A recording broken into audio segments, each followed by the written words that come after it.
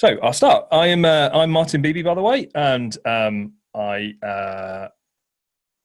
work for AWS. I'm at the Beebs on Twitter, and if you've got any questions at all, then please don't hesitate to reach out to me on that. I'll give my email address at the end. It's martinbeeby@amazon.com. Be free to ask any kind of questions that you might have as we go along. There's an awful lot to AWS, and what I'm trying to do in the next hour is kind of cover off the major things that I learned in my first year when I worked at AWS. So I joined AWS nearly over 2 years ago now, and I hadn't really used AWS at all. So I hired pretty much entirely on the basis that I was a .NET developer who had done sort of talks and things before. And they said, well, we'd love you to come on board and be a principal advocate and talk about .NET on AWS.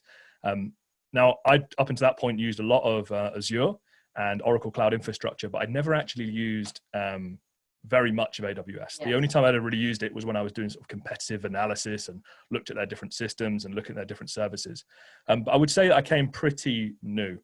And it was a bit of a ramp. Like, I'm not going to lie, the idea that you can just, one day say, hey, I'm going to start doing this stuff on AWS and it be completely simple isn't true. The context switch between something like Azure and AWS, or even without any cloud background to AWS, the initial ramp up is quite hard, and it does take a lot of time to learn. And what we're trying to do at AWS is develop tools and develop content to make that ramp up as easy as possible. And hopefully over the next hour or so, I'm going to be able to show you all the different things that have kind of saved me time. And what I'm trying to do is give you some insight into all of the different things that I wish I knew before I started at AWS. And so without any further ado, this is me, Martin Beeby, and this is my inception slide. It's quite an important slide. If there is anyone at home with a camera and Twitter, I'd really appreciate if someone could take a picture of this screen and then tweet that to me at the Beebs, because this is my inception picture. This is me in front of a slide, and the last one was virtual. You'll note that I'm in the corner there virtually, but then the other ones are me in front of a slide, in front of a slide, in front of a slide. I'm something like 50 levels deep. So that's 50 different talks that I've done where I've been taking a picture in front of this particular slide. And if you're interested in seeing all of those pictures, most of them are on the beebs.net/inception-slide. So hopefully someone's taken that picture of me on that slide, because that would mean that I get the next stage in my link. I'm at the Beebs on Twitter. Please feel free to contact me. And my website is thebeebs.net, where I post some of my content and my blogs and things like that, and stuff that I've learned over the years. Now, one of the things that I didn't know when I joined AWS was, and I've shown this at the Reading user group, so I'm sure some of you guys had seen this before, but AWS has been doing lots of stuff on Windows since around 2008. So we had initially Windows Server instances. So the idea that you could run a Windows server onto the idea that you could run. Thank you, Phil, for sending me a picture of my inception slide, by the way. That's awesome. I've got one at least. Someone's already tweeted me. So the idea in 2008 that you could actually run Windows Server 2003 on AWS was a thing, and the EC2 service team, they launched Windows instances so you could run up a Windows box and start installing your stuff on there. Since then, we've done lots of different things just on the infrastructure level with EC2, meaning that you can run Windows workloads in lots of different ways using lots of different services. With SQL Server as well, we've added lots of supports for SQL Server. We have a managed SQL Server service called RDS for Microsoft SQL Server, which means that if you just want a database, a SQL Server database, highly available, fault tolerant across multiple regions and availabilities, across multiple availability zones, then you can new up a database server and run your database on our RDS service. But you can also run SQL Server yourself on top of EC2 if you wish. So there's lots of ways that you can run SQL Server. So the basics of Windows Server and SQL Server, the base sort of elements of running .NET applications, have been in AWS for an awful long time, since 2008, and before any other public cloud offering We are generally ahead of the curve in terms of releases. So when things are available, they get released very quickly in AWS, and we've been releasing since 2008 in the Windows stack.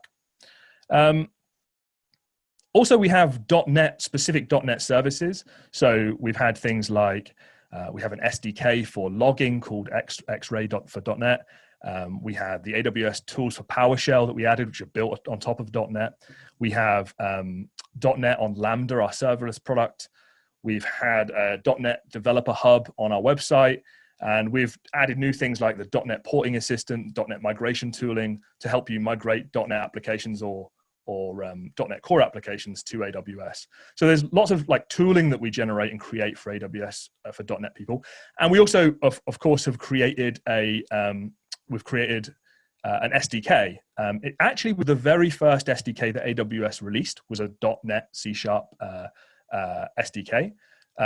It was the first complete SDK that covered all of the different services. And that was launched, quite a long time ago now, early 2010s, 2011, that sort of time. And it's been constantly developing, and we also have support for IDEs like Visual Studio with a plugin. We have support for IDEs like Rider with a plugin as well, and Visual Studio Code with a plugin too. So there's lots of things that we support there. And then we've also added like layers of abstraction and innovation on top of that. So I would say things like we have Windows deep learning AMIs or Amazon Machine Images for deep learning workloads, but built around the concept of deep learning on Windows, which some of our customers like Just Eat use. We have Lambda support, PowerShell support in Lambdas, which is our serverless platform. We have C# and .NET support in Lambda as well. We have things like Amazon ECS for Windows containers. There's lots of different ways that you can run Windows containers and also Linux containers, which run .NET Core on them as well. So there's quite a lot of stuff that we do for .NET and for Windows on AWS. And it's been happening for a very long time, since sort of way before 2008. Now, one of the things that you will note when you come to AWS is you'll log onto the console and you'll see this kind of slightly scary list of services. This is the search system on the AWS console. And there's a lot of stuff in there. You'll see. I didn't catch that. Sorry, Siri was trying to get involved in my presentation there for some reason. There's lots and lots of different services, and you'll see that even in the compute section there, we've got EC2, which is like the base virtual machine, virtual instances service. So if you wanted to create a virtual machine, you would use the EC2 service. Things like Lightsail, which is similar to EC2, but it's just an easier way to launch them. If you're kind of a person which wanted to launch a WordPress blog, then Lightsail would be like the simplest way of doing that. So there's lots of different options for compute, but then there's lots of different options for storage. Things like S3, which is our object storage API. You've got things like EFS, FSX, S3 Glacier, AWS Backup. There's lots of different ways to just store data. So lots of ways to do compute, lots of ways to store data. Then there's lots of databases that you could be using as well. And then it goes kind of, ever so slightly crazy. You have things like satellites, like the satellite ground station service, which is there. There's lots of different, sorry, I was double mousing there, so I couldn't find out where my mouse was. There's a satellite system, the ground station satellite, which is a service that I've never used, but is there. We've got blockchain services, we've got machine learning services. Just look at all the different machine learning services which are there. There's just tons and tons of them. There's well over 165 different AWS services. And for some people, when they come to AWS, it can be like, wow, that's complicated and difficult, and I don't know where to start. Especially if you're, already got a familiarity with another cloud platform like Azure, sometimes it can be quite overwhelming. And what I would say to those people which feel a little bit overwhelmed by how much stuff is there on the dashboard when you log on, really there's a few services that you need to know about. And hopefully I'll cover all of those services in this talk. There are many services you could use, but there's some core ones and some fundamental ones that we'll talk about in the course of this next hour. So if you want to go and create something in AWS, there's a lot of different ways that you can create things as well. So those 165 different services, take one of those services and let's start building something with it. So let's say one of the services, our most base fundamental service, is Amazon S3. It's the simple storage service. That's why SSS, simple storage service, which is why it's called S3. And it's an object storage system. It's actually just a web service, really, where you can put objects and retrieve objects and store objects. We store them in things called buckets. You'll hear people commonly refer to it as S3 buckets.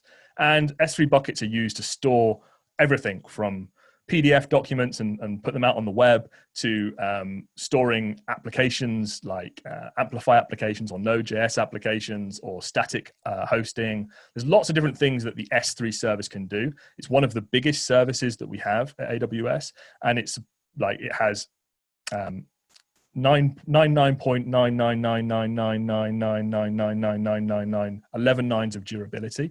So you're not going to lose anything that you put into S3. And we store millions, billions, trillions of objects for our customers in S3. It's the world's largest storage system. So S3 is a good example of one single service out of those 165 that you could use as a .NET developer. And if you were starting to use it, then there's a number of different ways in. The first and simplest way is probably to just use the console. So AWS call this their console. Most people call these things websites, but for whatever reason, AWS go log into our console. It confused me when I first started there because I assume console means kind of terminal or command prompt. But no, the console is their website. And when they say you go into the console and you do something, they mean you go to the website, you log in, you create an account, and then you go to a service area. So this is the management console for Amazon S3. And you can see on there, I've got a couple of buckets, and I can add buckets and create buckets. I even have an ability to drag and drop objects from my desktop into the buckets. So you can use the console to create and manipulate buckets and upload stuff. That's one way that we can do or build stuff in AWS. And for the most part, it's really good. Like the console, all 165 services have this console which you can go into and you can click around and you can start using stuff. But generally speaking, when you're starting to build applications, most people want some kind of command line interface into creating stuff. So we have the base AWS command line interface, which is a CLI that you can run cross-platform on any Linux, Windows, or Mac machine. And it's written in Python effectively, but you're just issuing bash commands to it effectively. Now, if we wanted to create, say, an S3 bucket, the bash command to do that would be AWS S3 MB. So AWS is the CLI executable or the program. S3 is the area of that program. MB stands for make bucket. And then I provide S3 demo terminal S3 bucket. That's the name of the bucket that I want to create. And then -- region. I say I want to put it into a specific region. Now, AWS has a number of different regions all around the world. And EU West 2, I can't actually remember EU West 2, which one that is now, but it's like Ireland, I want to say Ireland. I never remember. In the console, actually, on the regions and all of their codes, to which ones they are. And if we run that and execute that command, it's going to make a bucket called demo terminal S3 bucket in that particular region. And then I'll log into the console, or I can get the buckets using the CLI, and I'll see this new demo terminal S3 bucket had been created, and I can put objects in that bucket and retrieve objects from it. Another way that we can interact is, okay, I don't like Bash maybe, but maybe I like PowerShell. So we actually have a tool, AWS tools for PowerShell, which allow us to start interacting with AWS services. Now, what's interesting here is that you could use it like the command line, and lots of people do use it like the command line, or we could actually start writing programs in PowerShell. And I was in PowerShell Europe in Germany last year. And I was really taken aback by how many people use PowerShell or write sort of programs in PowerShell for AWS. And some of them are like are commands which run on services and things, or maybe even a more common scenario now is that these PowerShell scripts get put into Lambda functions, which is our serverless platform, and you can execute them on a cron job or on a timer or when something happens in your infrastructure. So there's some really interesting things that the AWS tools for PowerShell can do. So if, for example, we went into a command line and went into a PowerShell command line, this is on a Mac, obviously, it'll be different on Windows. And we can then start installing the AWS tools installer. And this allows us to install different modules of AWS's infrastructure. So I can say, I want the tools for S3 installed. And then I can say new S3 bucket, dash bucket name, demo PowerShell S3 bucket, region EU West 1. And then that will go and create me a PowerShell, a bucket in EU West 1. And so it's very similar to the CLI example that you'd seen using Bash, but now I'm using PowerShell. And I really like the PowerShell tools. This is actually the new version of PowerShell, which supports PowerShell 6 and above. I think we now support PowerShell 7 as well. And it's been modularized. Before, we used to have this massive PowerShell library. You can still use that if you want to. But now we have this ability where we have this sort of module installer, and then for each of the 165 services that you want to use, you can install basically the module required for that service. And it's actually very similar to the way the .NET works on AWS. If you're using the SDK, generally speaking, we have a NuGet package per service. So you end up, we have 165 plus NuGet packages, which you can install into different projects, and you only use the portions that you use, because the actual API surface area for AWS is massive. So it doesn't make sense for us to just have this monolithic API structure anymore. We've modularized it per service.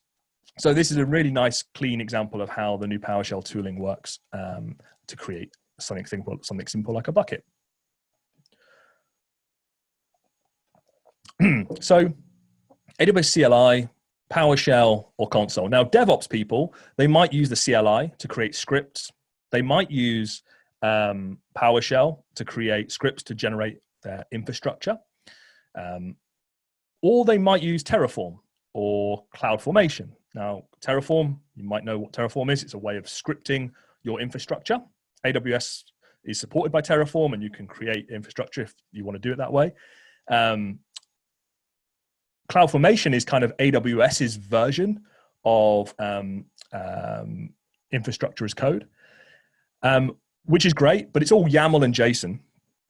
Very recently, we added this thing called the AWS Cloud Development Kit, and it's called a CDK. It's, instead of an SDK, it's a CDK. And it's basically a .NET language library for creating infrastructure. So this is not for interacting with services, it's actually for creating infrastructure. So if you want to create an S3 bucket, you would use potentially the CDK, sorry. If you want to interact with that bucket, you'd probably use the SDK from inside an application.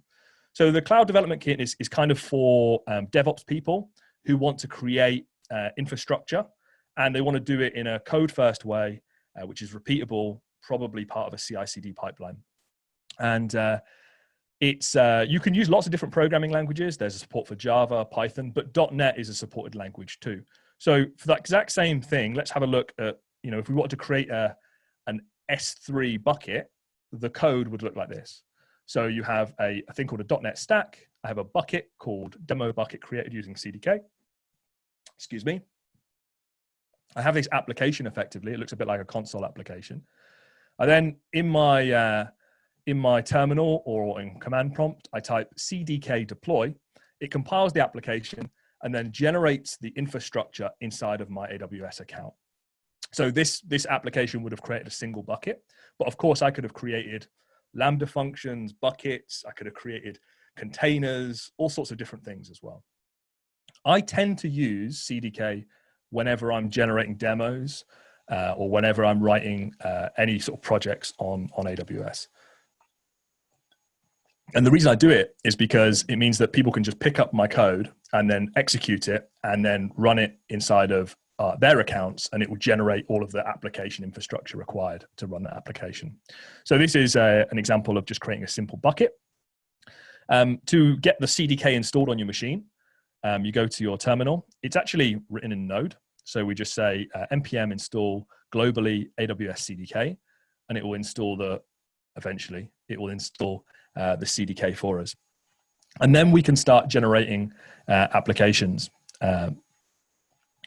So we could type something like in a sort of sample thing. We could go ahead and create a base application. So if we make a directory called Hello World, and then in that directory,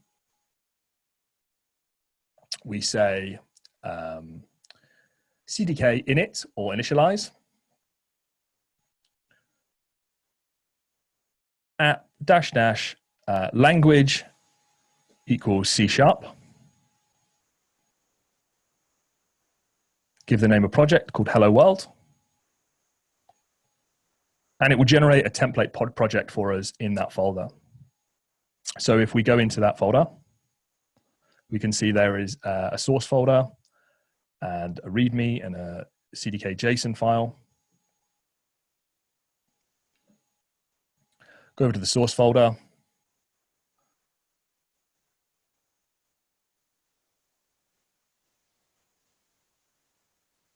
And over in this folder here, we have a Hello World CS project and a Hello World stack.cs.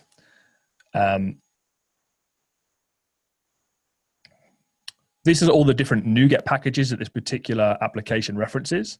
You see that it supports the base CDK application, but if I want to use S3, then I would just add a reference to the CDK NuGet package for S3, which is amazon.cdk AWS S3.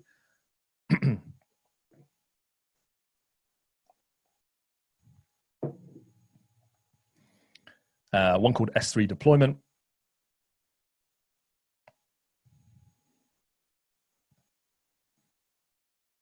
And then inside of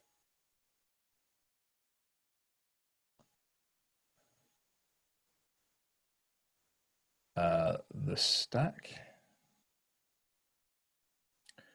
we can start defining what our application looks like. So we're going to just import the CDK NuGet packages. So we're going to be using S3, CDK AWS.S3.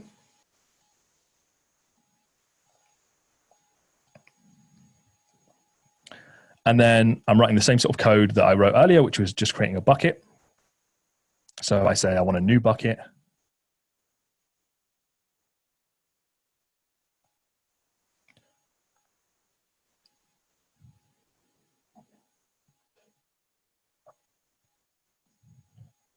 This second parameter is the name, the ID, sorry. So we'll just call it bucket for the moment. And we've got this concept of a new bucket props, which is the properties of the bucket. And then it works as like this sort of chained initializer. So I can just say in that bucket props, I'm going to use this new initialization to just say, provide some properties for that bucket. So here you go, and put a bucket name, which is what the actual physical name for that bucket is going to be.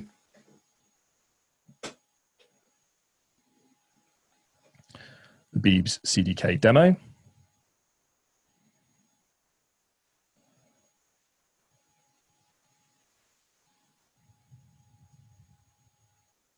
Now, buckets have different levels of access control. So this one's going to say I'm allowed to publicly read this bucket.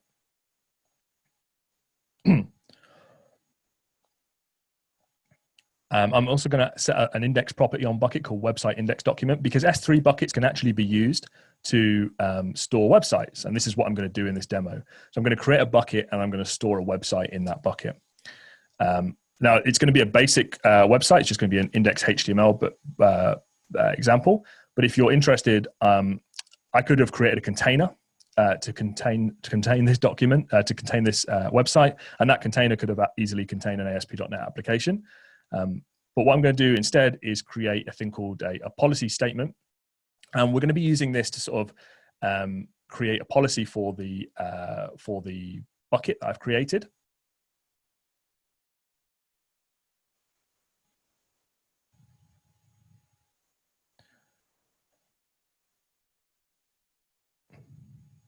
Now, I'm also going to use IAM, which is IAM is identity and access management. So there's a service in AWS called IAM, and this allows you to give access to different services inside of your AWS account. So pretty much everything around security is controlled by IAM. So you'll see IAM pop up a lot whenever you're creating anything.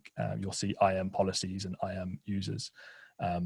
These are the things, the basic security features that we use in AWS. IAM is possibly one of the most confusing aspects of AWS for newbies.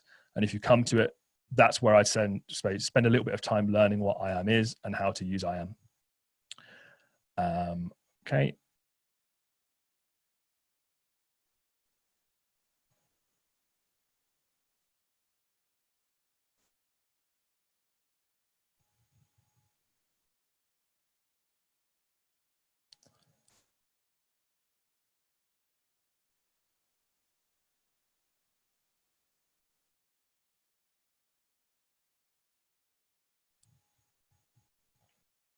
So what I'm doing is creating a policy, an IAM policy, which is saying allow S3 get object on this IAM policy. And we're going to be using that against this bucket.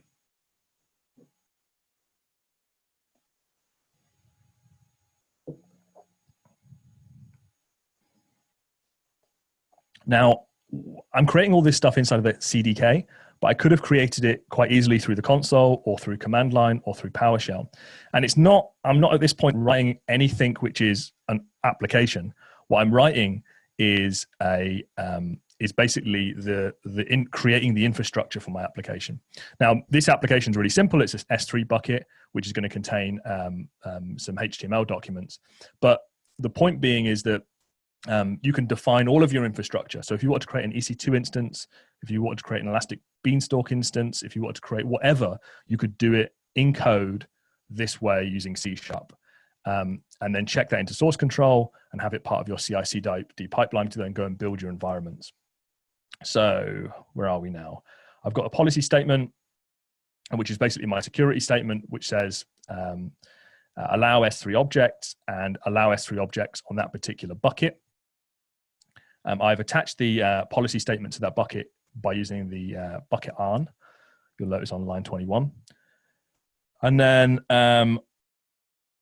bucket.add resource policy.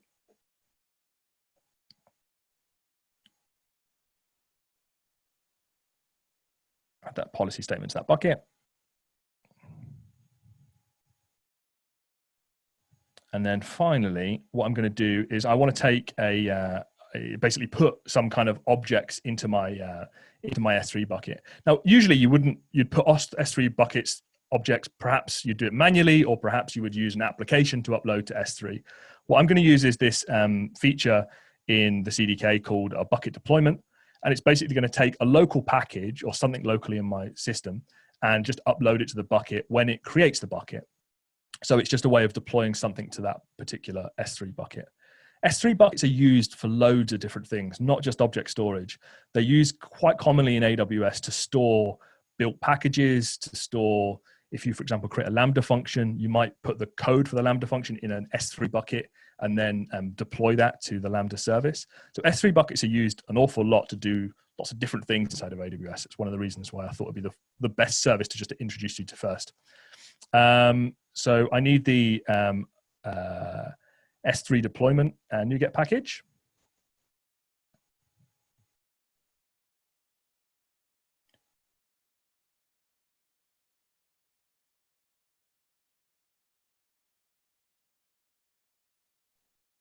And I'm going to say in here, I want to do a bucket deployment into that S3 bucket.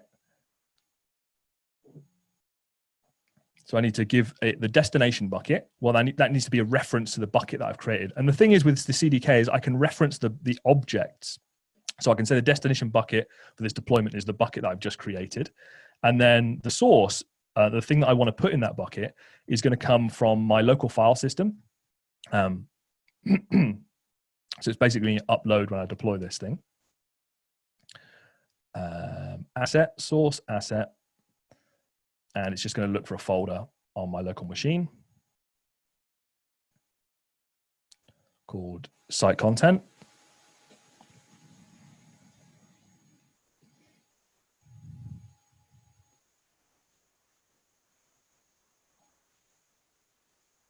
And then the last thing I'm going to do is the CDK uses a thing called CloudFormation. CloudFormation is, like I mentioned before, it's a bit like Terraform, or ARM templates in Azure. It's a way of describing the infrastructure you're creating. And what I'm going to say is I want an output, or a CloudFormation output, the bucket URL. So the URL of this S3 bucket I'm going to create is going to be output when this CloudFormation template is deployed. So when I actually deploy this CDK application, it uses the CloudFormation temp service to go and deploy this infrastructure to AWS. And one of the things it's going to be outputted, like the thing which is going to come out in the log, is going to be the URL of the bucket. So you often use this inside of a CFN outputs are used to get information about the infrastructure you created. So if you created a container, like what's the container name, what's the container endpoint, what's the URL for the endpoint. If you created a HTTPS certificate, you might want to know what domains that HTTPS certificate covers, and you could output that as an object to your CloudFormation template. So now I have my application. I'm saying get the assets from a folder called site content. I don't have that folder yet, so I'm just going to create a little folder called site contents. You'll notice before that my S3 bucket uses an index.html file. So I'll just add an HTML file called index.html, and then I'll just type HTML.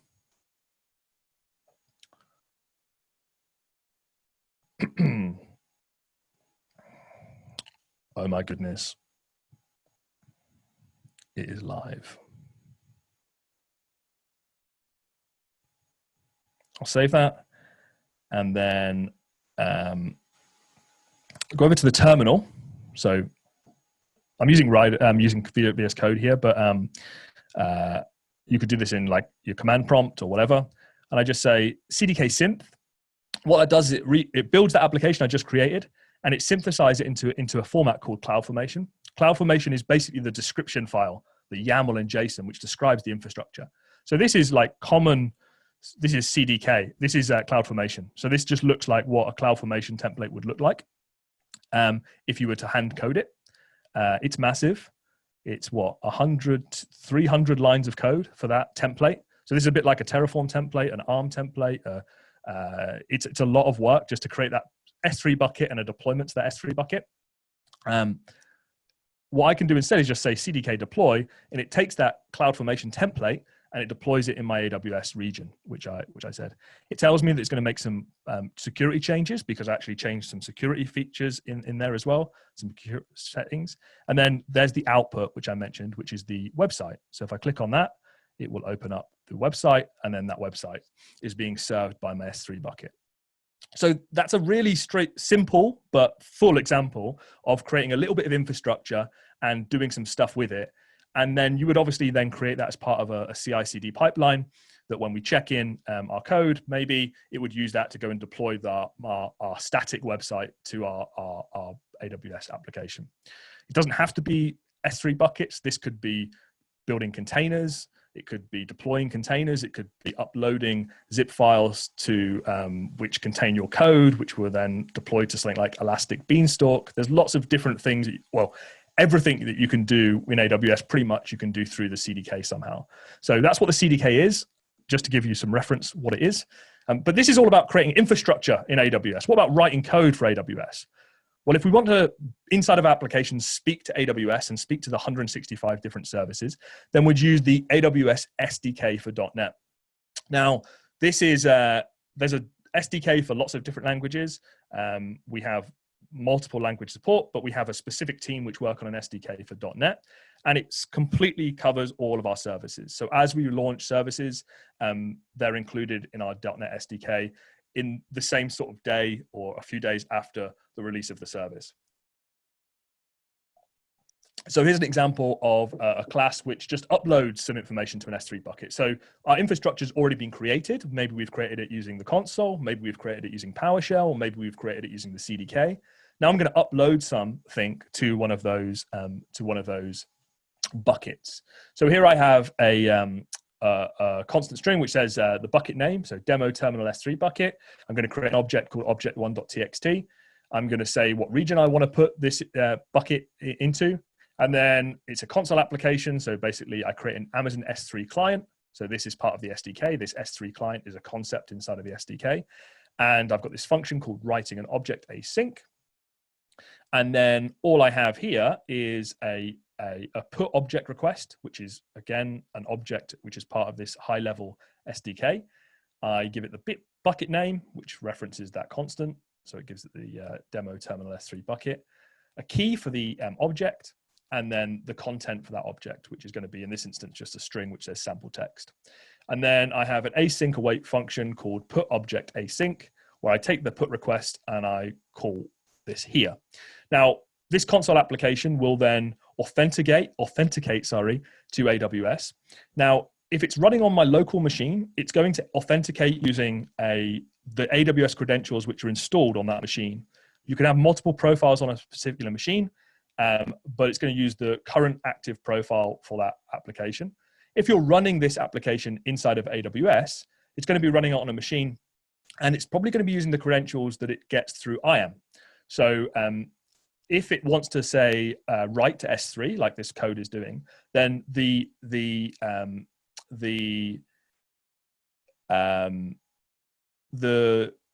environment that's running is going to have permission to write to S3.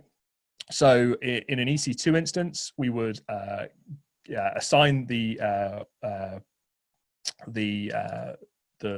EC2 instance a role, and then that role effectively will have permissions to write to S3. And when it comes to execute this code, it will use that role to try and execute the code. And if that's successful, it will be able to write to S3. And if it's unsuccessful, obviously the authentication won't work. In AWS, generally speaking, we use IAM for all communication. If you want to speak to a database, if you want to speak to Redis, however you do it through IAM, we never really have in the code passwords and usernames. It's all done through a sort of an access and credentials chain, which is based upon IAM. So that would then, this particular code would write that S3 object to that S3 bucket. We have some like toolkits for AWS for different IDEs. So we've got one for Visual Studio Code. Predominantly that's for writing serverless applications, but you can write all kinds of applications using it. We have one for Rider. Again, it's not the most complete plugin. It's really, again, tailored for serverless applications, but it supports .NET Rider for .NET. And so we can, and this is actually my day-to-day driver for my day-to-day IDE for writing C# code is Rider. So I use this toolkit a lot to build and deploy applications. But I would say that probably most of our customers prefer to use Visual Studio. And so we have a very complete toolkit for Visual Studio. And this covers pretty much all of the major services. To get it inside of Visual Studio, what we do is we go to the extension workplace and just search for AWS, marketplace, sorry, and search for AWS. And it will be the top one. We install the toolkit. We have support for 2017, 2019. And we have, there's another module for 2013, 2015, if you still need those. We generally release the toolkit on the day of release of, so with 2019, Visual Studio 2019, we had the toolkit ready for the release date for 2019. So we generally try and hit the same release date as Visual Studio with our toolkit. It's a V6 installer, so it installs the little module inside of your Visual Studio. And then you will basically have this thing called the AWS Explorer inside of Visual Studio. So now inside of Visual Studio, we have a little menu over here. And if we go into the View menu, there's an AWS Explorer. And we can see our credentials. I've got default credentials and work credentials. I can add different profiles to my, my local machine.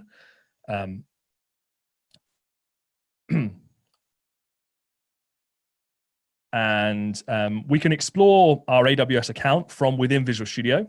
So I can look at things like DynamoDB, which is a database, a key store NoSQL database. I can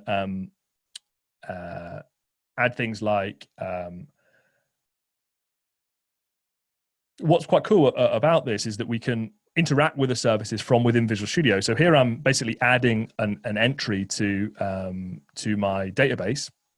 To a DynamoDB database, and it says name, these are two entries into a database. Effectively, it says one's called Martin, one's called Jeff. And then I've got a column called Jeff, and I've done Booleans with string values, which is great. And I can add intro attributes to this particular file and stuff. It's like it's a database. It's a NoSQL database, but I can interact from within Visual Studio. And you'll find that a lot of these things inside of Visual Studio, a lot of these services, you can actually interact with them directly from Visual Studio, especially the ones that we think are relevant to .NET developers. So I can do a scan table, which is basically a search on that database. So I can say where the name is equal to Jeff.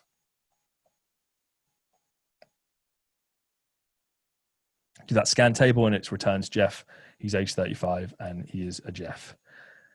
Or not equal, but contains GE. Scan that table. DynamoDB, by the way, is a hugely highly scalable, fault-tolerant database that you can use inside of .NET applications. There's an alternative for something like, well, there's an alternative for SQL Server if you want, but an alternative for lots of different things. You can even access the identity and access management from within here as well. So I can create users in my AWS account. I can create a user called Jeff, and then give that user different permissions and access and various other things. Not suggesting you do manage your AWS account from within Visual Studio. It's just interesting that most of the key services for .NET developers are available from directly within Visual Studio. A few other things it does is it sort of helps you with certain services and to use certain services. One of the most common .NET services is a thing called AWS Elastic Beanstalk, and it's basically a way of running web applications. It supports Node, Python, Ruby, Go, Docker, but it also supports .NET applications as well. And so what the service can do is it can take your code for your application and then load balance it across multiple machines, give you a single endpoint, allow you to add HTTPS and SSL certificates, basically run a highly available website using this thing called Elastic Beanstalk. So what we can do is inside of Visual Studio, just create a regular old .NET application. Now this will work for .NET Core, but it will also work for .NET Full Fat as well. It doesn't have to be a .NET Core application. You'll see that the toolkit actually adds an awful lot of AWS template projects to Visual Studio for us. But we don't need any of those template products. We're just going to use the ASP.NET Core ASP.NET Core web application. So it's a standard web application. There's nothing specific about it. And I'm going to say I want either the web application or the empty one. The web application.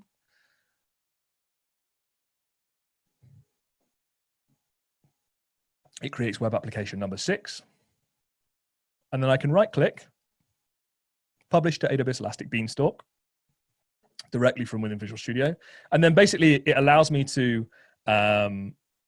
create my infrastructure from within Visual Studio. So I can point it to an existing deployment or an existing environment, or in this instance, I'm creating a new environment. So web application 6-dev.elastic beanstalk. I can choose the actual underlying operating system that I want to run on. So here I can say VS 2016 or 20 whatever. If you want to use 2019, that would be fine. I say what instance type. A T2 micro is a type of instance that I'm going to use. Different instances have different capabilities, different memory, different CPU, different disk space, all those sorts of things.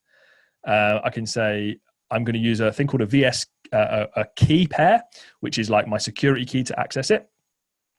It's going to create a role for that instance. That role is going to be what decides what it's allowed to do. My application, it's using that IAM security feature. And then ultimately I can then, when I'm happy with this application, go and click deploy. And what will happen is that then that application is packaged and built up and then created. It actually uploads, it builds it using MS Build locally. It then takes the application, uploads it to S3 as a bucket, and then from S3 it actually deploys it to an Elastic Beanstalk environment. So we sort of use S3 quite often in AWS. It's like a place to put stuff before we actually use it in a service. So it will then be deployed to Elastic Beanstalk. What will happen then is I then get inside of Visual Studio a URL, which is I can click on, and hey, we've got our web application, and it's kind of just basic and it's running. You'll note that all the logs for the build are there, but I can also say connect to the instance. If I want to connect to the actual underlying EC2 instances, I can do that. But when I try and log on, it says port 3389 is restricted on that instance. So you can't actually you can't remote desktop into that instance. Under the hood, these are just EC2 instances. So they're Windows machines that are being managed for you by the Elastic Beanstalk environment. So a security group is what we call them security groups in AWS. They're actually firewalls. And it's saying that the security group for that particular machine blocks port 3389. So I can't access RDP with it. So what I need to do is go to that particular machine, not that machine, but that particular machine's security group. Now that security group can be shared by a number of different machines, and say, I want to allow port 3389. One thing people get confused of when they come to AWS is when they see the word security group, they think that that's how security is managed. Security group, I think, is a bad name for this. It's a firewall. So when you see security group, when you're adding a security group to a service, what you're doing is effectively adding a shared firewall for that. So a number of machines, you can have 8 machines, let's say, and they all use the same security group. If you then say open port 3389 on that security group, what happens is it opens up port 3389 on all of those 8 machines which use that security group. Or any service which uses that security group would open up port 3389. So it's a concept in AWS for doing firewalls across multiple machines. So the way that we would do this is we could go to the AWS Explorer, go into EC2, which is the Elastic Compute thing. I can go to the security group, which I know is being used by this by all of my machines, and I say I'm going to add a permission and say allow RDP, which is basically saying allow port 3389. And you'll see that the inbound port's now allowed on 3389. I'll add the outbound port. I don't think I need to, but we'll add the RDP outbound port as well. 3389, that's been allowed.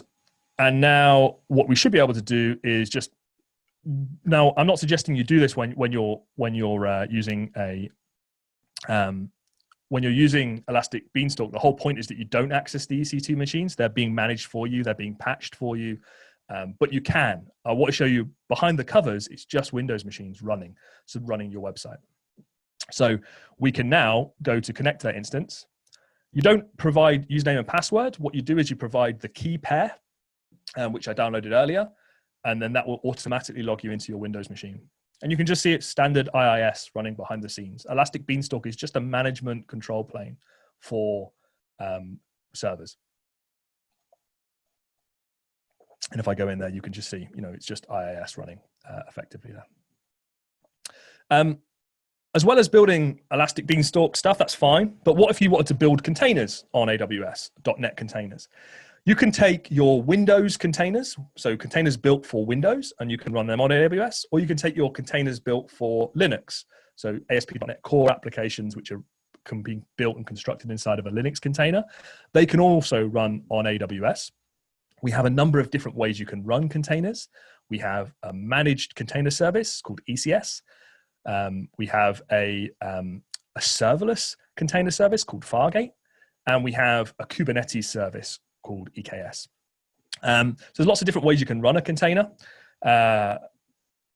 If you were interested in adding Docker support to an existing .NET Core application, it's made quite easy by Visual Studio. This is an example application that I've got here. What I can do is right-click the project, and you'll notice that it says publish to another cloud provider or publish to AWS Elastic Beanstalk. I'm going to just add a Docker support to this application, which basically means I'm going to add a Linux Docker support, a Docker file to this application. Now, because the Docker file exists in the application, let me just switch to that. There's a Docker file. This has got a base sort of build for a Docker application. I can now say, right-click on my project, and it says publish container to AWS. Because it recognizes that it's a container application, I can now publish that to AWS. Well, I'm going to publish this to Amazon ECR repository. It's a bit similar to like Docker Hub, but it's local. You could also just directly deploy this to Fargate or to different container services, but I'm going to publish it to like a Docker Hub effectively. And you would then publish that, and then that would then be available for you then to run on any of one of these container services. We have a few different ways of running containers in AWS. We have, as I mentioned before, Amazon ECS or Amazon Elastic Container Service, Amazon Elastic Kubernetes Service, or AWS Fargate. I won't get into too much about this because not everyone's using containers, and also I could do a whole hour on just containers. Just know that there's lots of different ways you can run containers, and you can run .NET Core on Linux and .NET Core on Windows containers. There's lots of different ways that we can run things, and oh, my headphones have gone a bit funny. And the only thing to remember is if you want to run it on Fargate or AWS Fargate, then you can't actually run .NET Windows.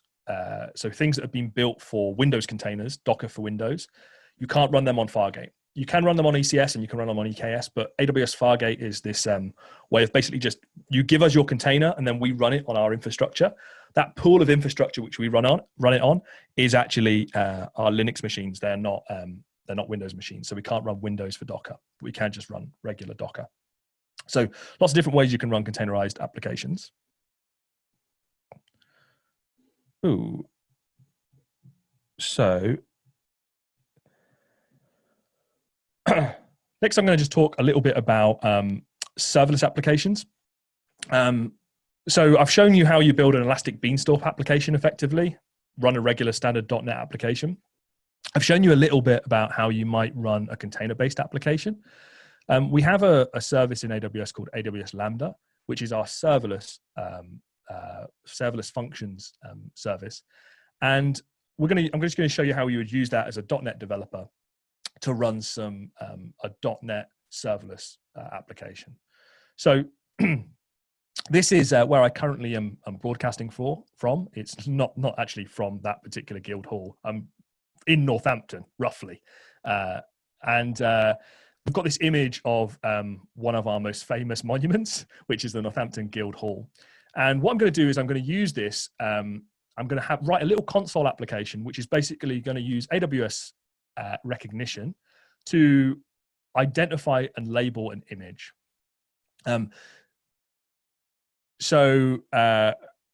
What this is trying to do, if you look at the product page for Lambda, if you see that picture on the left there, you can do lots of things with Amazon recognition. We can recognize faces, we can recognize objects, we can recognize different things inside of an image. And you see that labeling service on the left.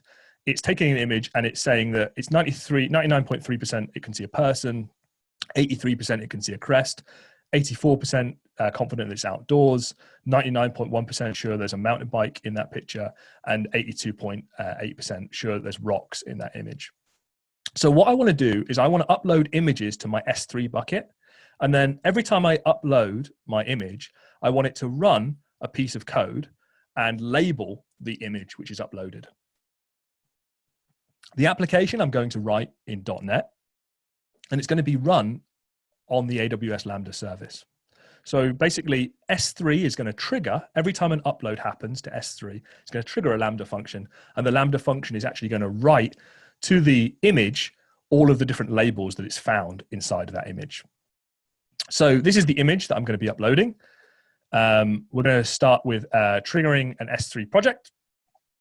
So triggering an S3 Lambda, triggering a Lambda from S3 is what I want to say. I'm going to create a brand new AWS project, Lambda project for .NET from within Visual Studio called S3 upload.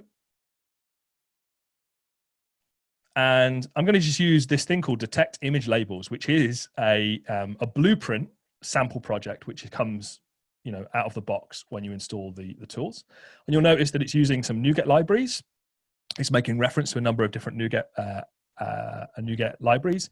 And I right click this and I can just publish this function to to my account. So in the same way as we did with Elastic Beanstalk and we did with containers, we can just right click our project and say, upload it to my account.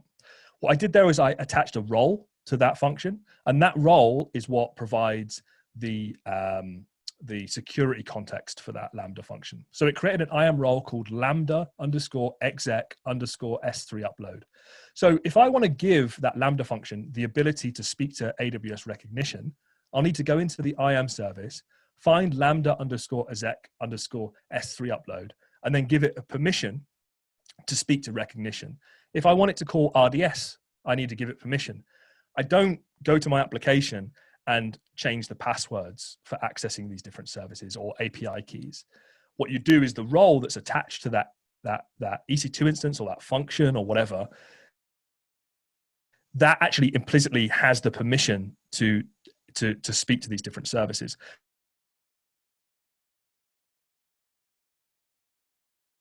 And the power of that means that abilities of that, when it's working, I don't need to stop and start or alter my application. So fundamentally, an S3 application looks a bit like this. There's a function handler, and that's what's executed. There is an object which is passed into the Lambda function. And in this instance, the thing that's triggering my Lambda function is an S3 invocation. So I'm going to get an S3 input to my function handler. So I've got a handler which accepts S3 events. There's lots of different events and triggers that could trigger a function. An API gateway request, for example, could come into this application. So I could have multiple handlers which handle different kind of events which are triggering this application.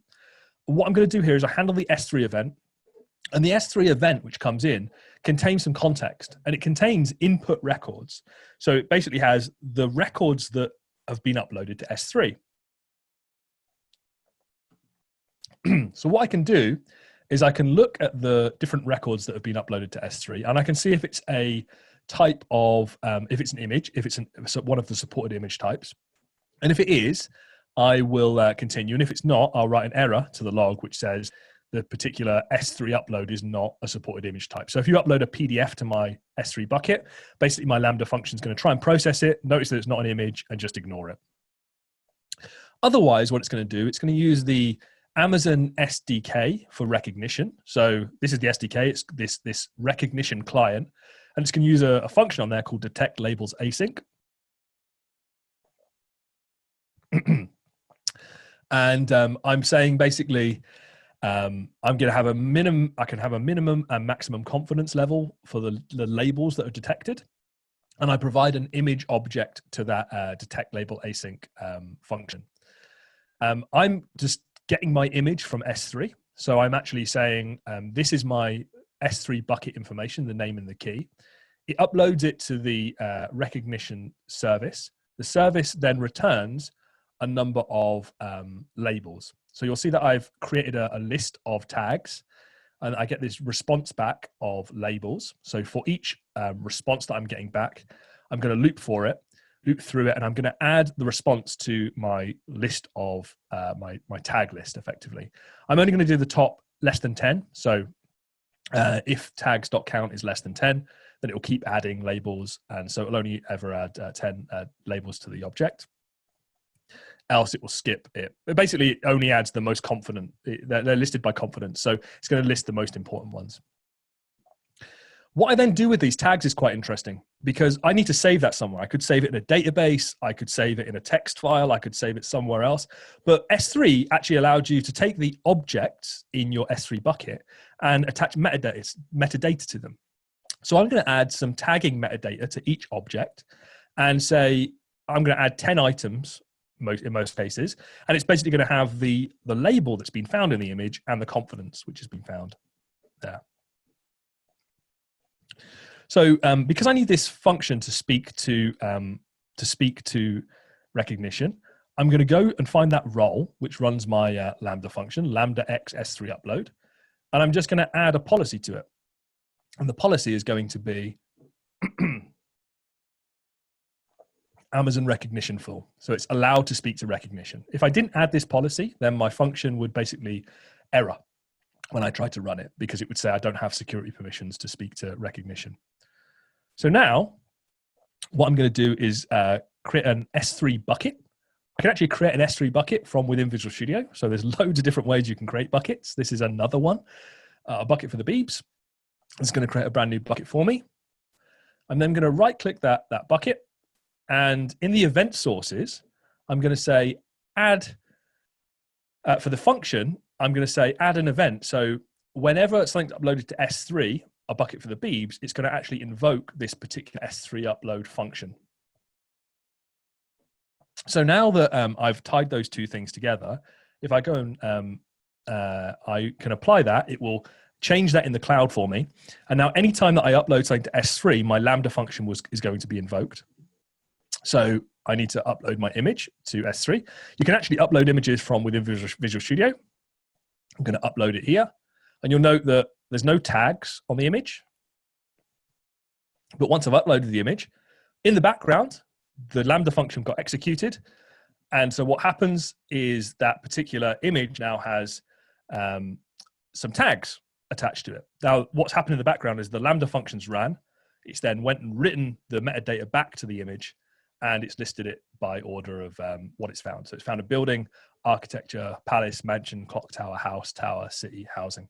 And of course, if you ever have data or pictures or images which are uploaded to your site, or you can look at them and see what's in those images, maybe provide alt tags for those images, for example. Perhaps you could scan the images for adult content, make sure it's not offensive content, those sorts of things.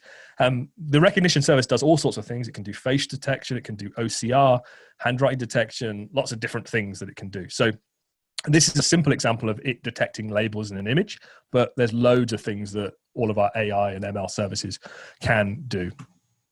Finally, I just want to sort of just talk quickly about one other demo. I know I've overran a little bit, but a lot of people look at Lambda and say, well, it's cool, I can do a single function. But there's lots of things you can do, and we've got one example inside of the box when we install the toolkit, which is basically running a .NET Core website entirely on as a serverless project.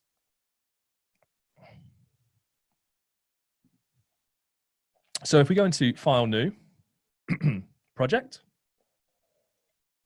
we'll say build an AWS serverless application in .NET Core. There's a blueprint called ASP.NET Core Web App. Excuse me. If I click that, what it's going to do is generate an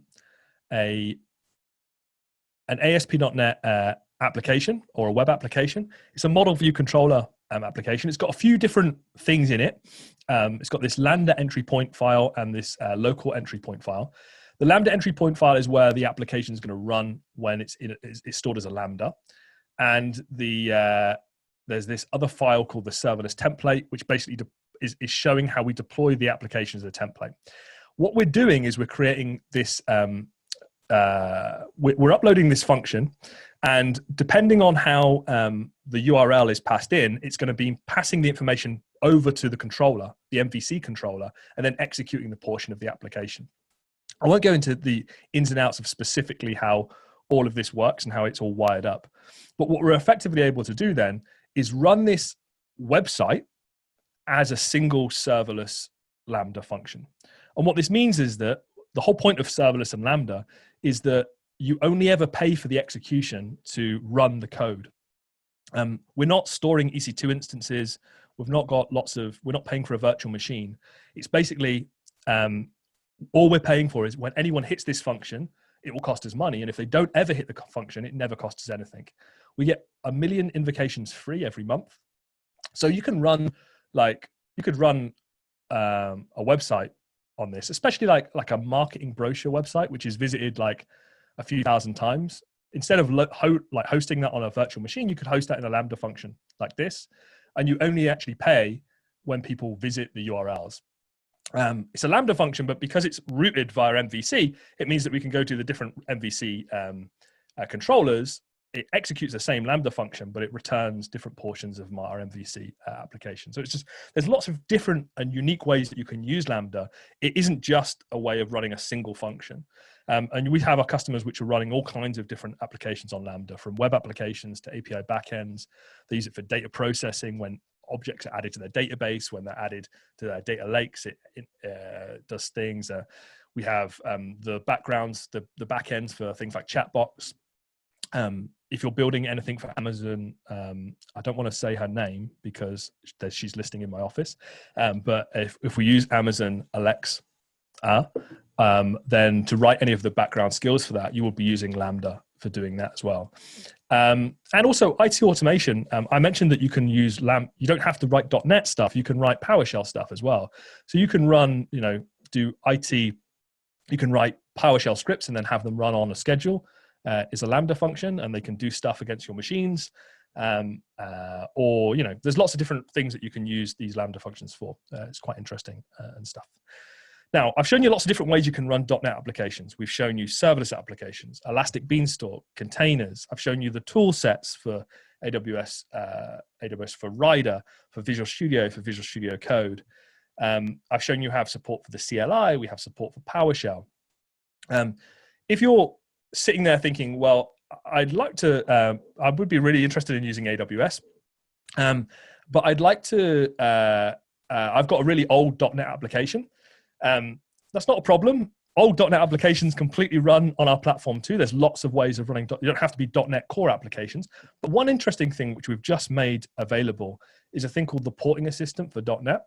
And if you are interested in taking your existing .NET framework applications and moving them to .NET Core, modernizing them, changing the way that they work, or porting them over to .NET Core, we have this tool which basically you can download.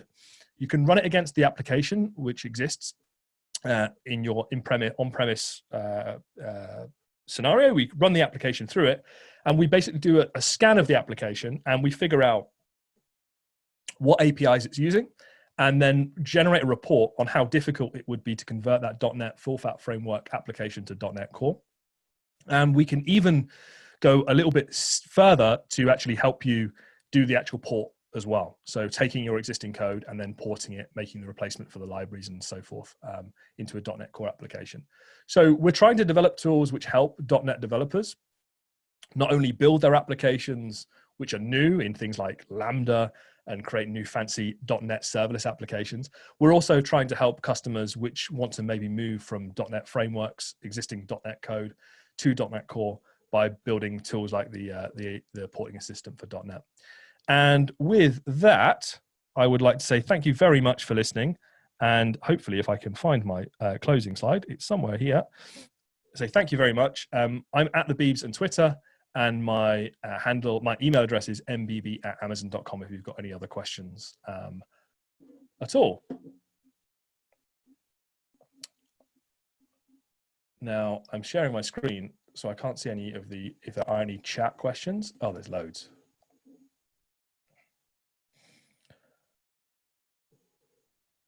Maybe if anyone's got any questions, they can sort of unmute themselves and ask now if you had a little bit of time, Martin. Yeah, of course. Yeah.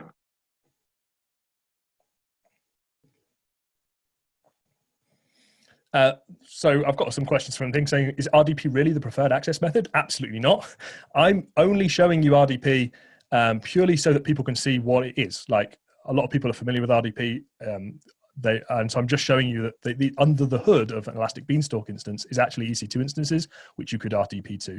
If you're actually managing them, we have a service called Amazon Systems Manager. And Systems Manager allows you to do complete management of all of your estate. So I'm not suggesting or advocating RDP at all. I'm just showing you that you could do it.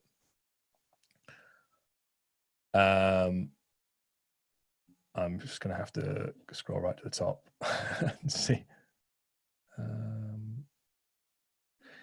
Is it possible to use .NET 5 in Docker on EBS? On ECS, I'm imagining that is not EBS. EBS is Elastic Block Storage. You're saying ECS, which is our Elastic Container Service. Yes, you can use .NET 5 in Docker. We have .NET 5 support now as well, natively inside of some of our AMIs as well. So we support, as of like 3 days ago, we've got it natively supported on some of our images natively. But obviously in Docker, you can use whatever base image you want to and run .NET 5. With Lambda as well, we have support for .NET 2.1 and .NET 3.1.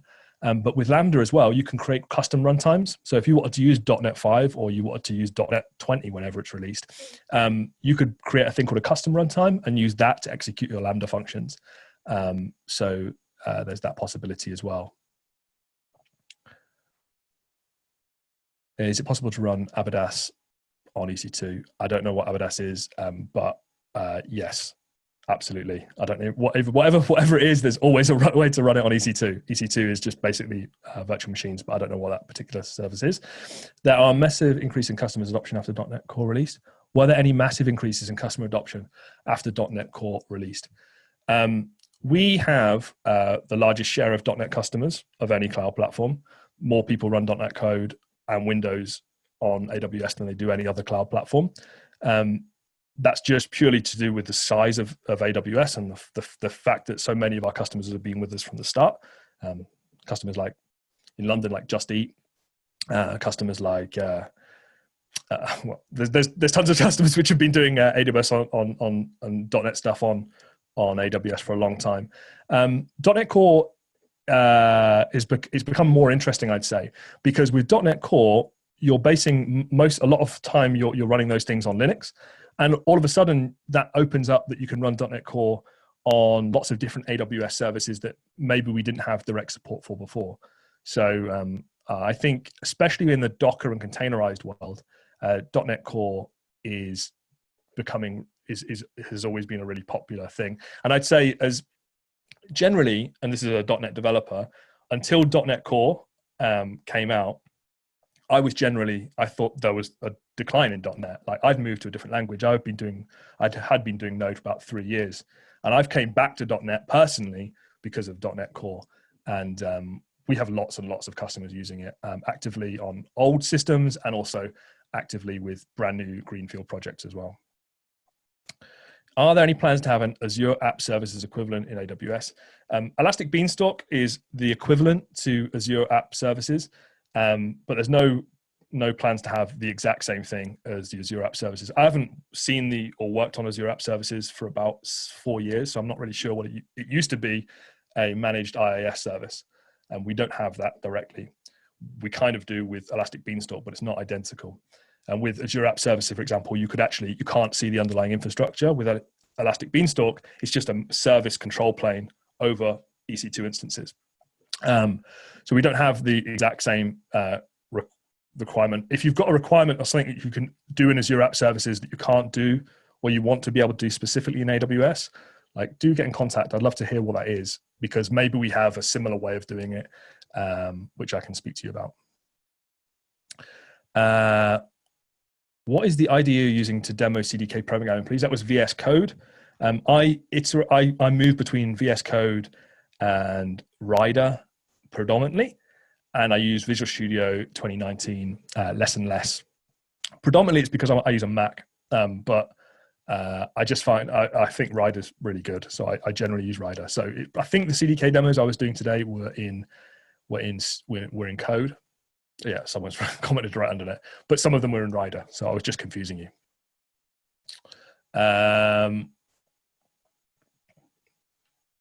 Why the stack class inheritance? Is this for CloudFormation stacks? Yes. So you inherit the stack from in CDK, and it generates a CloudFormation stack. So you can have multiple stacks per CDK application, and that's what that stack is effectively. Storing a web application on S3, is it same as deploying to EC2? Absolutely not. No, S3 is a service in and itself. S3 is block storage. We probably use EC2 under the covers, but you don't ever see the EC2 which S3 uses. S3, if you stored something on EC2, you've got the reliability and durability of an EC2 instance. S3 has much higher levels of durability, like 11 nines so it's much more resilient as a storage service. And generally, it's a great way of doing object store. If you need like a disk drive, though, we have ways of, you wouldn't be using S3. S3 is just like an object store. It's our most popular service, though, and it's massive. IAM was not fun. So many possibilities. IAM is not fun. I don't know. I'm not sure I understand the question there, or if there is one. But IAM is one of the most complicated topics to understand at AWS. Once you get it, it makes a lot of sense. The cool thing about IAM is that you can change security in running applications. And that's one of the reasons I really like it. And you never see passwords in AWS. So I was just thinking, when I used to do Redis in Azure, you would get like a secret ID and a secret code, and you would pass that along with your connection string. With most services in AWS, the machines authenticate using IAM under the hood.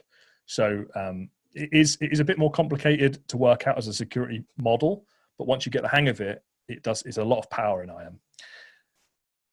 Oh, okay. S3 can only host static websites. It's basically just file storage. It really isn't. It can do lots of things. One of the things it can do is host static websites, but it can do S3 is an object store which can do lots of cool things. One of them is just the scalability. We use local stacks to allow us to develop an isolation away from the real AWS before deployment in the real AWS. Do you have any recommendations either for using local stack or an alternative to achieve the same results? You can use, it depends on the application you're building. With serverless applications, we have a thing called SAM, serverless application models, which allows you to run it locally. It's effectively running in Docker on your local machine. I'm not familiar with local stack, so I don't know exactly what it can do and what it can't do. I'll look into that for you, Guy. I use ECS, EC2 for deploying my projects, as it's much easier to host my .NET Angular application in than Docker. If you're using ECS and EC2 to deploy applications, then I would suggest that it's really easy to use. It's much easier in the Docker. Oh, I use ECS rather than EC2. Yeah, ECS to run your Docker images. The Fargate service is brilliant. If you're interested in Fargate in containers, Fargate's a really simple way of running a container. Basically, you build the container and then you hand the container over to Fargate. I've got another demo that I do in which I build a Fargate container and upload that to ECS using the CDK. And in about 8 lines of code using the CDK, I can deploy a Fargate container, a .NET Fargate container. Fargate's a really great service, which I prefer to use personally. There's another question around local stack. I really don't know. I've not used local stack, so I don't know enough about it. But SAM, which you do mention, AWS SAM, allowed you to develop and test serverless applications in isolation off of AWS. How are the environments created? Are they set up locally or on the cloud? I'm sure this is with the CDK. When you say CDK deploy, it deploys it directly to your account. So they're created in the cloud. But if you're using SAM to deploy and test locally, it's locally created. Is RDP really the preferred method? Nope. The comparison between AWS Beanstalk and web apps. I know that when the Beebs created this website, he had to assign an EC2 instance type. That suggests that the website has a dedicated EC2. It does. So under the covers of AWS Elastic Beanstalk, and the reason I showed you RDP was the fact that you generally have a load balanced set of EC2 instances. So Elastic Beanstalk is a control layer on top of EC2. So yes, that's exactly how it works. So there's virtual machines running, but you have access to those virtual machines, which is different to Azure Web App Service, which is a shared model, which may or may not be what you want. We analyze the RDS logs to look at the behavior of PostgreSQL database, but the RDS logs don't tell us how many bytes are returned by each SQL statement. We want to analyze the volume of data in the database is retaining. Do you have a suggestion to help us? The VPC flow logs can't be connected with specific SQL statements, so these don't help. No, Guy, but I will get someone to get back to you on that. I'm going to copy that. Okay. Ref AWS raw apps, they all run on a plan which equates to a server. Multiple apps can be run on the server. Yeah, we just don't, it's just, Beanstalk is way before web apps. So they've got more of a sort of shared model for it. So it's a different kind of service. And I don't know how the service plans work anymore. It was confusing when I used to work there.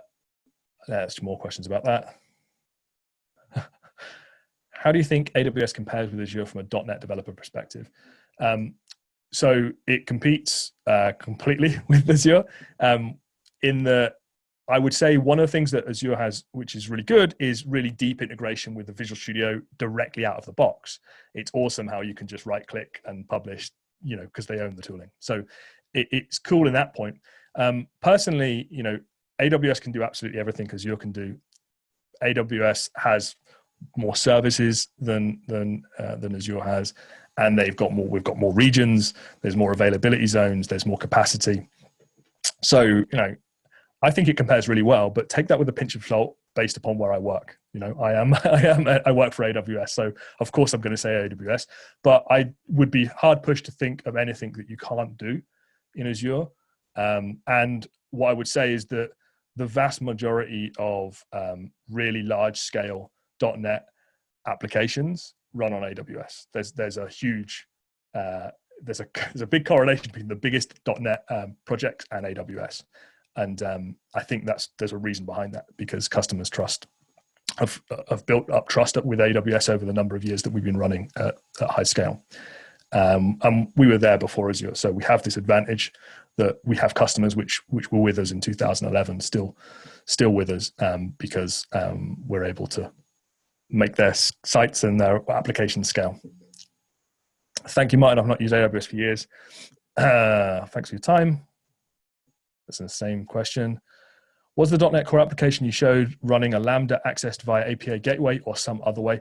It was using the .NET Core application. So the S3 bucket one didn't use a gateway because it was using an invocation from S3. The website one that had the serverless template, that serverless template created an API gateway, which is the URL invocation for the Lambda function. So one was using Lambda, was using API gateway. You mentioned while publishing it, use S3. How will it affect cost-wise if deploying on a regular basis? S3 costs are really tiny. Unless your application is massive, it would cost, even if it was massive, it's not going to cost very much. Your data input, data out, it's not going to be the most expensive part of your application deployment. S3 is extraordinarily inexpensive. Extraordinarily inexpensive. It's very inexpensive. Doesn't cost much. That's what I'm going to say. It doesn't cost a lot. Thanks. I found the integration with Yes interesting. Interesting talk. Is there any performance cost benefits of using async in a Lambda API? No, using async in a Lambda API shouldn't affect the cost performance. There are loads of things that do affect cost performance in Lambda. Some best practices in .NET might, for example, let's say you initialize a repository pattern and you have lots of in-memory repositories which are potentially going to be used but are very rarely used. Those sorts of practices, which would usually be really good practice to have a repository pattern, might actually cost you a lot because you're using a lot of memory and then you're not actually taking advantage of that memory most of the time in a Lambda function. So often there are costs to Lambda functions. There's one of my colleagues, Alex Casablani, has an open source project called Lambda Power Tuning. And Lambda Power Tuning is basically a way of testing how you would write different applications in different ways to save money in a serverless environment. I would look at some of the stuff that Alex Casablani has done around cost performance and writing Lambda functions in ways that are performant and have cost benefits. And the funny thing is that sometimes it's actually things that you would ordinarily do inside of an application, like warming up memory or keeping stuff warm. That sort of stuff actually has a penalty in Lambda, whereas it doesn't in a regular application. Okay. We use EKS in my company. We use also Docker and Linux containers. Does Fargate have any advantages than EKS? So yes, I'd say Fargate does. But interestingly, Fargate can run on EKS as well now. So Fargate doesn't have to run on ECS. It can run on top of EKS because Fargate is actually a launch type. So you can actually run Fargate on EKS. So have a look at that. It means that you can have basically an EKS cluster with no nodes, no physical machines, and basically have Fargate tasks running on them. And basically as jobs come into the EKS cluster, it can new up these nodes on Fargate, so these sort of virtual nodes. And we were the first people to develop a serverless EKS platform. I actually wrote the launch blog for it in 2019. December 2019. So have a look at Fargate on EKS if you're interested in running serverless EKS. You can actually run it in combination with your existing workload. So you could have like 3 nodes as part of your cluster, and then if you want to scale elastically, you could have some of your activity running on Fargate nodes. So take a look. Is it easy to update or changes in the CDK code? Is it possible to generate CDK code from already done cloud configuration? So 2, no, not currently. You can't take a cloud formation template and convert it into CDK currently. Is it easy to update changes in the CDK? Yes. You would basically do a CDK diff. So you can basically make a change to your application, delete the bucket or whatnot. And then when you deploy that, it will look at the differences between the CloudFormation. And this is the reason why we use CloudFormation and we don't just directly call APIs. CloudFormation has an ability to basically take one CloudFormation template and merge it to another. So if you remove the S3 bucket from the CloudFormation template, it would delete the bucket if it could, and basically get you into the known state or the known new good state. So yes, it's very easy to basically make amendments to your cloud infrastructure. You just change the code, you redeploy it, and then CloudFormation does basically a diff between the 2 services and tries to migrate it to the new version. If there's problems, it will error, and it will tell you what those errors are. So for example, with an S3 bucket, if you were to delete the S3 bucket, but it has objects in that S3 bucket, the default would be not to delete the S3 bucket, but to actually error and say, first you must delete all of the objects inside of the S3 bucket before you're able to delete or modify it through the CDK. Do we need to worry about cold start times with Lambda and compile runtimes like .NET? Yes, maybe, is the honest answer. Is that .NET cold starts sometimes can be slower than other applications which are other different languages. What I would say though is that and cold starts, by the way, is when basically when the Lambda function is invoked for the very first time, it has to sort of load the framework. I would say as .NET gets more leaner, this is becoming less and less of a problem. It's something which our engineers work on really hard to make sure that those cold start times are as small as possible. But it's true, if you do a comparison, you might find that C# is slower to start up than other languages. Interestingly enough, though, C# is one of the fastest languages once we've got past the cold start. So it depends on the language comparisons. And one of the things I like about Lambda is often Lambda applications are constructed of multiple functions. You can write those multiple functions in different languages. So there is a potential to write different portions of your application in different languages depending on some of those performance and cost criteria. Gosh, I'll carry on answering these questions. Can you use IAM to connect via an EC2 instance to RDS using a SQL Server Express? Can you use IAM? So IAM is used to connect services to services. If you wanted to connect to another EC2 instance, hold on. Can you use IAM to connect via an EC2 instance to RDS? Yes, that portion of the thing. Yes, that's how you would connect to the RDS service using SQL Server Express. I'm not sure what the RDS engines support. I don't know if it does support a version of SQL Server Express. I'm not really sure. But the way that you would connect an EC2 instance to RDS would be using IAM. Yeah. How best to come up to speed with IAM?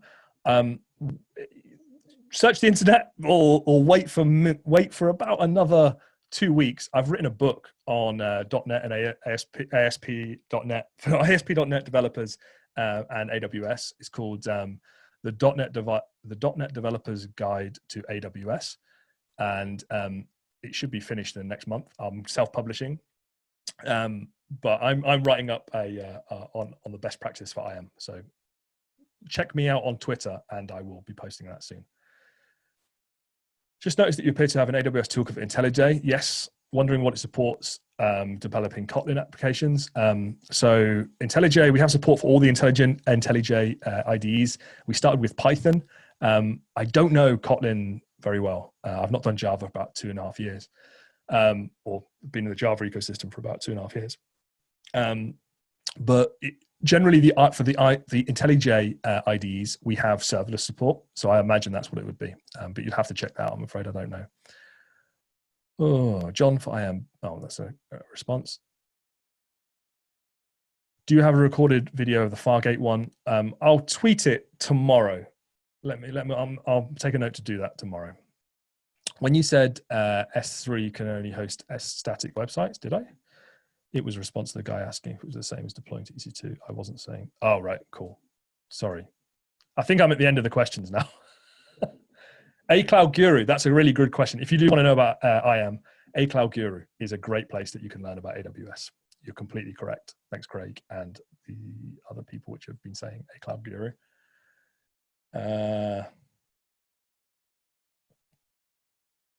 What do you think about serverless API and CloudFormation instead of developing your bucket code to deploy S3? I don't really understand that question, I'm afraid. Congratulations, you made it. Thanks, Martin. I did make it. Thank you very much. I am done. Perfect. I think that is all the questions. I did see in the chat we've got a mic. Mike Nash, did you want to unmute and ask one quickly before we finish? Yeah, I'll try and make it quick, if that's all right. Doesn't have to be doesn't quick. Have to be yeah, it doesn't have to be quick. So we have an application that we're looking at porting into AWS. We have a back-end service that processes a boatload of items in a queue. And Lambda sounds like quite a good candidate for scaling that service. Yep. The snag for us is that we have to have order preservation of the things in the queue from a given account. So loads of accounts feed into this thing. And basically at the moment, we partition the consumers by account ID so that the same consumer always services an item, so we get order preservation. Could we do that with Lambda, or would we have to use a different service so that we could control the scaling of the consumers for whatever queuing technology we use? Yeah, so we have we have multiple queuing technologies, and they are multiple ways to trigger lambdas. So what you would do is you'd use Lambda, and it would be triggered by a queue. So the queuing service that you use would have to preserve that order for you. I'm not completely off the top of my head. SQS is like simple queuing service. There are other queue services that we have available in AWS from ourselves as a first-party service, and also provided by partners. I'm not like completely over whether or not that like the preservation thing that you require is going to be supported by something like SQS. It might be, but you would have to. It would be basically SQS is the queue service effectively, and then that would be triggering Lambda functions. Does that make sense? But you couldn't you couldn't guarantee that you could guarantee they'd be taken out of the queue, but obviously there's not really a way of guaranteeing that they have to be, that they're necessarily executed, because they're executed asynchronously, if that makes sense. Yeah, I think that's the hard part. So if you had two things from the same account and they were back to back in the queue, one of the things we have to handle is the fact that if they went to different nodes, because they're asynchronous, you could potentially process them out of order. Right. And that will be bad in our application. So basically, because effectively it's they manage a state of an internal object. Right. So what you want to say, if one thing says go high and the other thing says go low, if you process them out of order, the state's the wrong way around. Yeah, I wouldn't be. You're definitely not the only customer which has ever had that problem. I'm just not off the top of my head sure how that you can solve it. But I will. I know enough about the maturity of Lambda is such that someone will have solved that problem almost certainly. I can look in. I can speak to one of our SAs, our solution architects. We have Hetalessa, which is one of the SAs in the UK. He's really good on these sorts of things. So I can put that question to him and get back to you. That'd be awesome. Fantastic. I don't know how to capture your information. So if you want to email me or tweet me. Yeah, I can tweet you. No worries. Yeah, then I can put that question to him. No problem. Awesome. All right. Thanks very much. Yeah.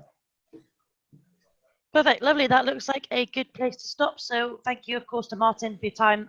Great session, great presentation, and great Q&A at the end. So thank you, everyone, for coming as well. The recording will be released next week. It'll be coming out via email alongside a survey, which will just ask you sort of kind of how you found the session, and of course ask you if there's any topics you'd like to hear about in the future. And on top of that, we have our next meetup on Tuesday, the 3rd of November, which is Suzuki Zal, who is an Azure MVP and CTO at Capgemini, and she will be presenting on Azure AD B2C application security made easy. I think that's everything from myself and Michael tonight, as well as Martin. So thank you again, everyone, for coming. And we hope to see you again very soon.